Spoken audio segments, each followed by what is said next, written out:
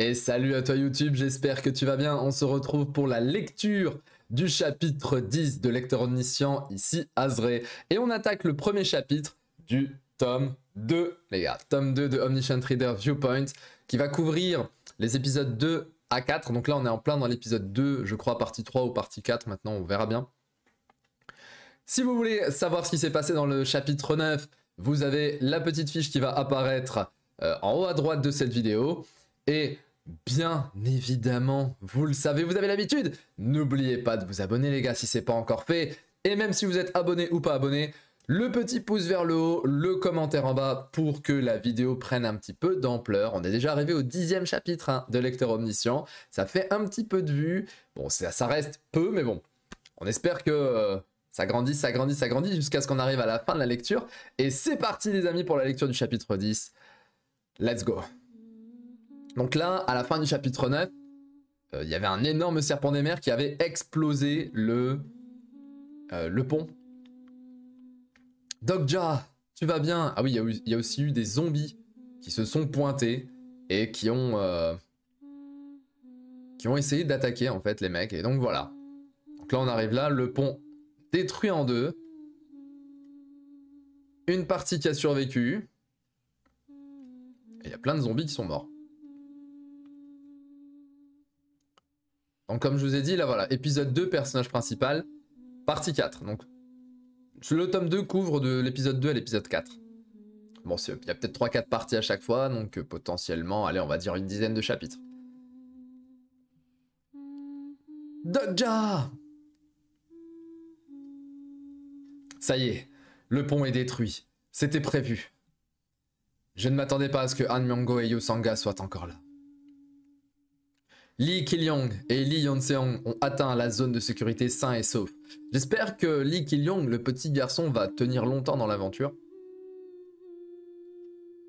Comment faire maintenant? Quelqu'un a reçu la protection d'une constellation. Oh, ça veut dire quoi ça? Grâce à la protection de la constellation, le Deus Ex Machina s'est déclenché dans le scénario. C'est un pont ça?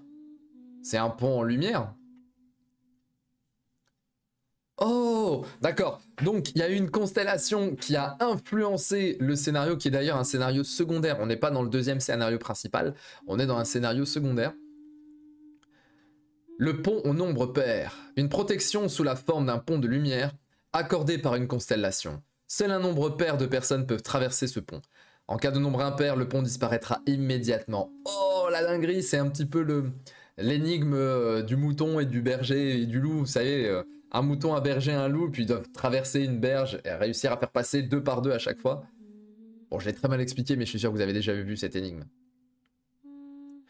Dogja, ce truc dans ma tête.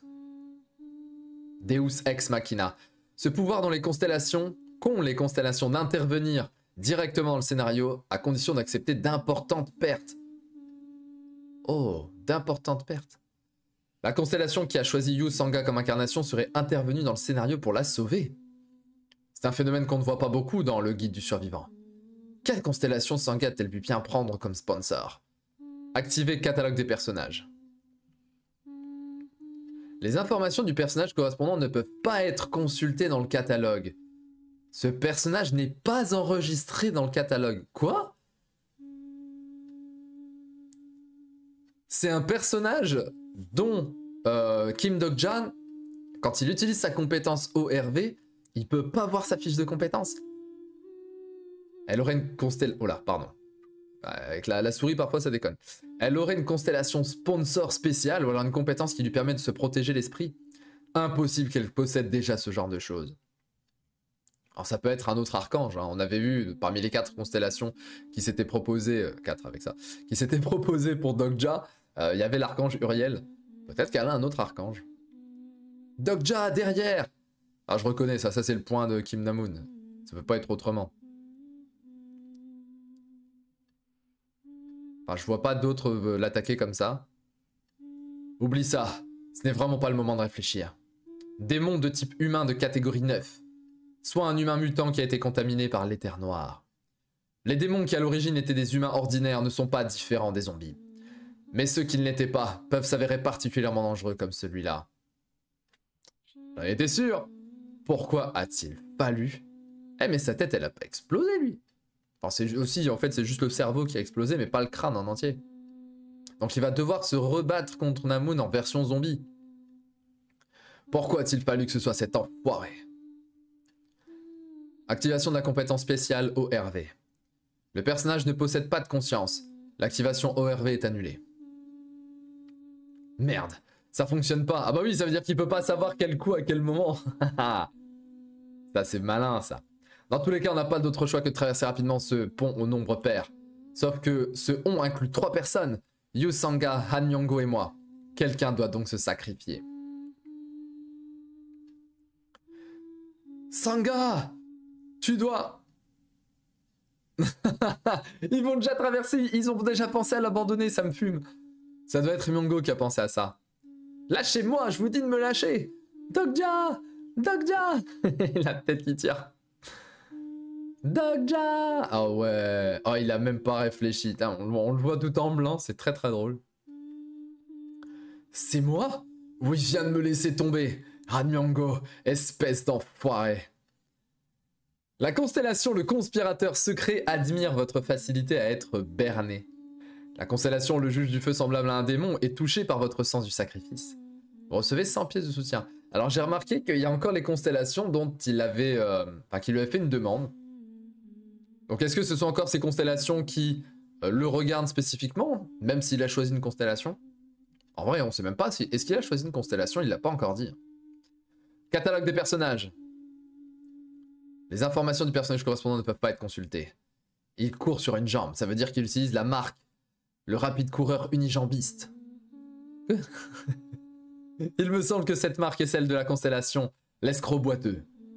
Cette constellation ne confère pas de marque qui permet de se protéger l'esprit. Marque de constellation. Tiens, on apprend un petit peu sur le lore, c'est cool. Force conférée par la constellation sponsor à son incarnation, différente des compétences déjà possédées par cette dernière. Ok, donc c'est une technique spéciale qui conférait directement par la constelle. Il est impossible que Han Myongo possède ce genre de compétences. La raison pour laquelle ma compétence a échoué sur Lee et Yu Sanga... Ah, j'ai été bête. C'est tout simplement parce qu'ils ne sont pas des personnages apparaissant dans le guide du survivant. Oh, donc, ce sont des personnages supplémentaires qui sont dans le monde du réel, et lui, il ne peut lire que ce qu'il y a dans son livre. C'est logique. Finalement, c'est bien. C'est-à-dire que sa compétence ORV a quand même un carcan, il y a quand même des limites. Si on y réfléchit un peu, c'est évident. Miaou. Et merde. Ah ouais, il attaque. Tout le monde attaque. Réfléchis. Réfléchis. Je peux pas traverser le pont tout seul. Ah, il envoie des MP. Et si je traversais avec un démon? Non, les chances de réussite sont trop faibles. Il y a encore une personne sur le pont. Et ils peuvent être 2 maintenant. Il ne reste que 15 minutes avant la fin du scénario. Et on voit le Dokaibi. Il est là, il est juste là. Il est en mode... Waouh, tu résistes plutôt bien. Bien, bien. N'y aurait-il pas une constellation pour accorder sa protection à cette pauvre incarnation? Personne? Vraiment? Ah, comme c'est triste. Je sens que mon corps atteint ses limites. Non, c'est obligé, il va se passer une dinguerie. Qu'est-ce qui va se passer? Il va plonger? Il va tomber? Après, il peut ne pas mourir s'il a un échec. Je vais peut-être bien mourir cette fois-ci. Merde. Si je n'avais ne serait-ce qu'une compétence de combat, ce ne serait pas si difficile. C'est un bouquin, ça. La compétence spéciale marque-page se déclenche. Ok. Ça aussi, c'est du Deus Ex Machina. Pile poil à ce moment-là, il y a une compétence qui se déclenche. Oh. Le marque-page. Le marque-page de personnage est activé. Nombre maximum de marque-pages pouvant être utilisé 3. Ouverture de la liste des marque-pages. Liste des personnages enregistrés dans les marque-pages. Le véritable démon Kim Namun, degré de compréhension 25. L'épée d'acier, ah ça y est, on a retrouvé son nom à lui. L'épée d'acier, Lee Yeon-seon, degré de compréhension 35 et vide. Vous savez ce que ça veut dire, ça? Potentiellement, il peut peut-être choper une capacité d'un personnage du roman qu'il a déjà rencontré. Là, il en a 2. Bon, il va peut-être prendre celle de Kim Na-moon, je suppose. Mais ça veut dire que quand il va rencontrer le personnage principal, il va pouvoir le mettre dans son marque-page. Ça va être genre personnage de rang S. J'ai beau avoir lu le guide du survivant qui a plus de 3000 épisodes, c'est une compétence que je n'ai pas vue une seule fois. Mais instinctivement, je pense savoir comment l'utiliser. Activer le marque-page numéro 1. Eh ouais, du coup, il va récupérer ses compétences. Dans un nouveau monde, il est évident qu'il faut de nouvelles lois. Le marque-page numéro 1 a été activé. Comme le niveau de compétence est faible, le temps d'activation est diminué. Oh, plus il va passer de temps avec un personnage, plus il va le comprendre, plus sa compétence va être pétée. Bah alors il a intérêt à s'allier avec le main caractère. S'il s'allie avec le personnage principal, il va rester un certain temps, très longtemps avec, et nécessairement il va forcément avoir son augmentation de degré de compréhension. Donc il pourrait peut-être récupérer la puissance des autres persos. Oh, c'est overcheat. Comme le degré de compréhension du personnage correspondant est faible, seule une partie des compétences que le personnage possède est activée. Noirceur niveau 1. En plus il avait récupéré le couteau. Mais oui. Il va fumer Kim Na-moon à son propre jeu.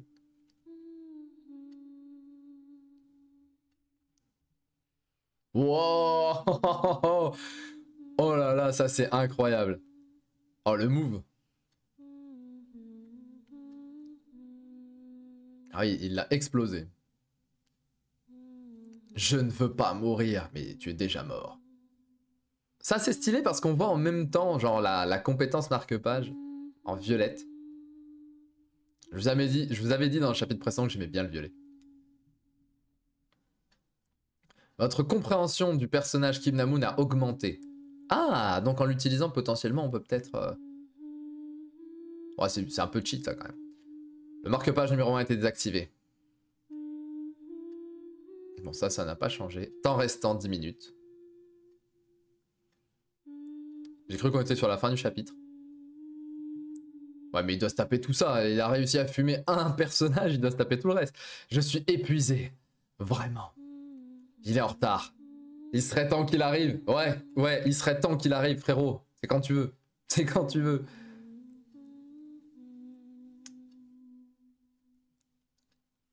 Il arrive. Ah bah ils se retournent tous. Ça y est. Il est là. Gnark, gnark, gnark.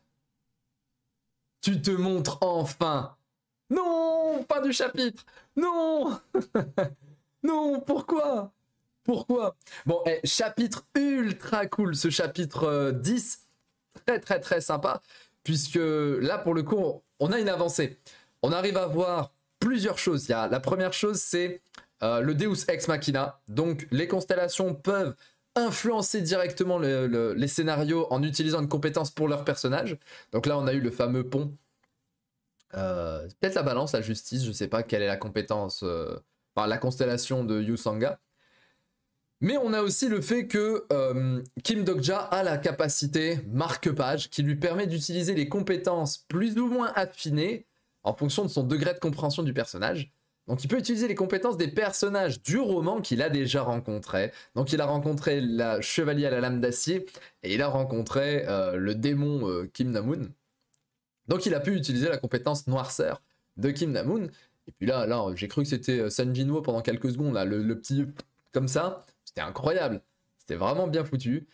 Et maintenant, bon, ils nous ont pris en traître là, et on le voit toujours pas, mais on va le voir dans le chapitre 11, les gars. Le personnage principal arrive, on va avoir une confrontation entre Dokja et le main caractère. Je pense qu'il a plutôt intérêt à rester au maximum avec le personnage principal pour qu'il puisse avoir sa compétence marque-page s'affiner au fur et à mesure et qu'il puisse pourquoi pas utiliser les techniques complètement fumées, je suppose, du personnage principal. C'est comme ça que je vois la suite. N'hésitez pas à me dire, vous, ce que vous en avez pensé de ce chapitre 10. Si je devais le noter, je mettrais un bon 9 sur 10. Bon, j'ai pas forcément envie de mettre une note à chaque fois parce que mes notes, elles vont être complètement aléatoires, mais j'ai beaucoup apprécié ce chapitre. N'oubliez pas de vous abonner, le commentaire, le pouce et envoyez cette vidéo à toutes celles et ceux qui ont envie de découvrir avec moi Lecteur Omniscient et avec vous Omniscient Reader Viewpoint. Et on se retrouve très bientôt pour le chapitre 11, très bientôt, c'est-à-dire demain. Soyez présents à l'affût, 18 h chaque nouvelle vidéo. C'était Azré. Ciao, ciao, ciao!